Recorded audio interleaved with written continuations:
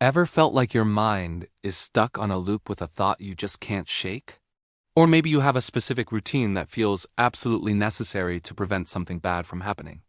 Today, we're talking about something really important: the early signs of obsessive-compulsive disorder, or OCD.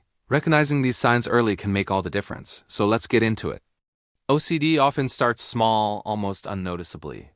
The first sign is typically a rush of persistent, unwanted thoughts, which we call obsessions.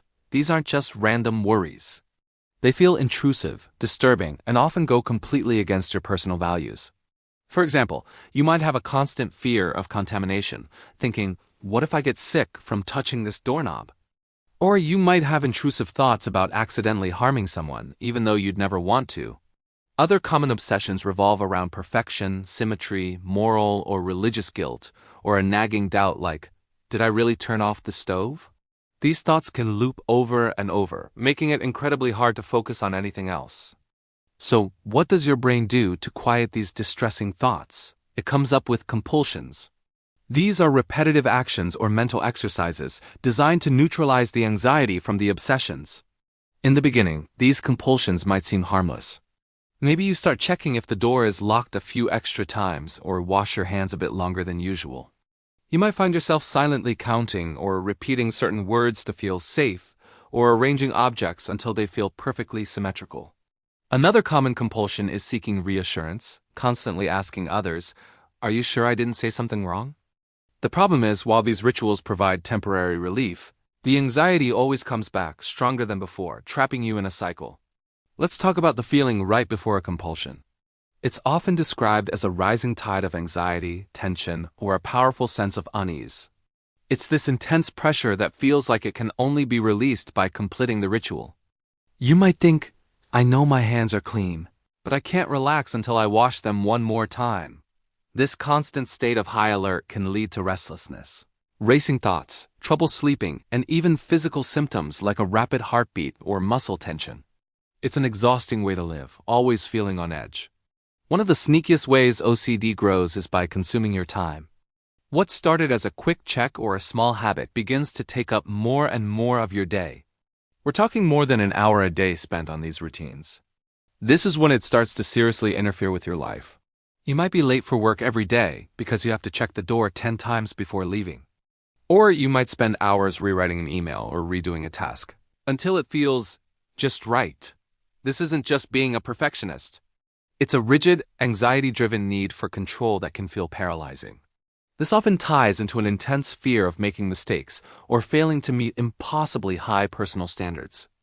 As these obsessions and compulsions get stronger, a natural response is to start avoiding triggers. This is another key early sign. If you have contamination fears, you might start avoiding public doorknobs or handrails.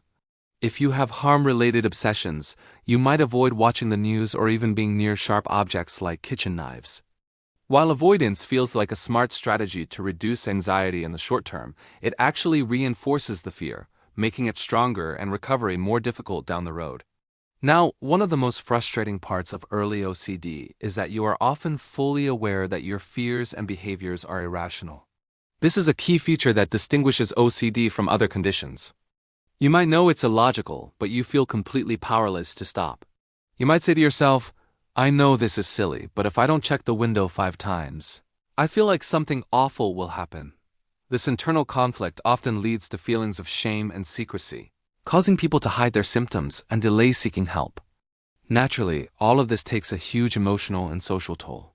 Living with constant self-doubt and anxiety can lead to guilt, with thoughts like, why can't I just control my own mind? The fear of embarrassment can cause you to withdraw from friends and social situations. It can also strain relationships, especially when family members get pulled into your rituals. All of this can crush your self-esteem and often leads to secondary conditions like depression or generalized anxiety. So when should you seek help?